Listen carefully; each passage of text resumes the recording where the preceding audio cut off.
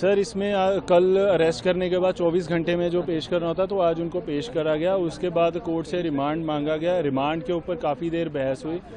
उसमें हमारी एप्लीकेशन में और प्लस आर्गूमेंट्स में सारी जितनी डिटेल्स जो 540 करोड़ की जो इलिसिट ट्रांजैक्शंस हैं जिसके बारे में एफआईआर में भी जिक्र किया गया, उन सारी ट्रांजैक्शंस के को डिटेल में कोर्ट में बताया गया कि किस तरीके से ये ट्रांजैक्शंस, ये फिगर अगर 540 करोड़ की किस तरीके से आती है।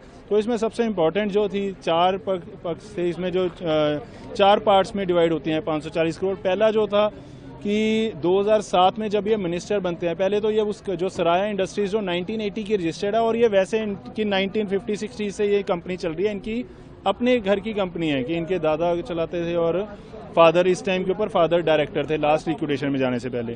तो उस कंपनी में 2007 से लेके 9 के बीच में जब ये मिनिस्टर बनते हैं तो इमीडिएटली इसमें 200-300% कैश डिपॉजिट में स्पाइक आ जाता है।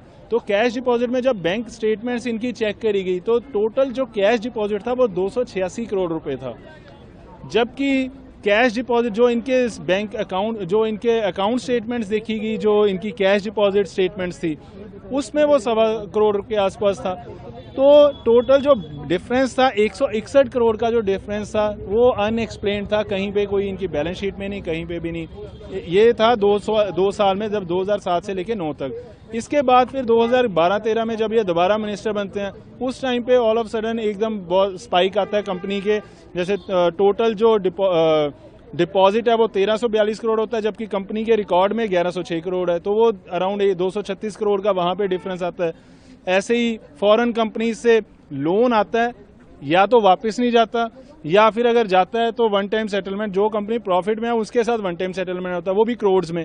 तो वो 141 करोड़ का डिफरेंस था। तो ये सारा मिला के अराउंड 540 करोड़ प्लस इनके जो अपने एसेट्स हैं उनमें डिफरेंस आया अराउंड 1.5 करोड़ के आसपास का, जो इनके एसेट्स इंक्रीज हुए हैं। तो ये सारा मिलाने के बाद ये 540 करोड़ की फिगर बनती है। और साथ ही कोर्ट में ये भी बताया गया कि किस तरीके से ऑफिसर्स को ये थ्रेट कर रहे हैं। सारे रास्ते कल भी थ्रेट करते रहे हैं। कल जब अरेस्ट के लिए गए थे या एफआईआर के बाद जब गए थे इनके घर पे, तब भी इन्होंने थ्रेट किया। वो प्रॉपर वीडियो सबने देखी। तो वो सारा संज्ञान में लेते हुए कोर्ट ने फिर 7 दिन का पुलिस रिमांड दिया। सर इस केस का बेस क्या है? जो 2021 में एफआईआर हुई थी, क्या उसे बेस माना जा सकता है? नहीं सर, ये इसमें डिफरेंस है। 2021 में जो एफआईआर हुई थी एनडीपीएस एक्ट के अंडर हुई थी, जिस टाइम पे एसआईटी इसकी जांच कर रही थी। तो ड्यूरिंग इन्वेस्टिगेशन जब ये प्रॉपर सारे जांच करे तो उस टाइम पे कुछ जब इनके अकाउंट्स वगैरह देखे गए तो उसमें ये सारा पैसे का मनी ट्रायल्स वगैरह जो थी वो निकली थी। तो उस बेसिस के ऊपर जब उन्होंने प्रॉपर एक जांच की, उसमें रिपोर्ट रेडी की, वो रिपोर्ट जब उन्होंने लगा कि ये डिस्प्रोपोर्शनेट एसेट्स का केस है, तो उन्होंने फिर विजिलेंस डिपार्टमेंट को रिपोर्ट भेजी गई। उसके बेस के ऊपर एफआईआर लॉन्च हुई है। Subscribe to One India and never miss an update.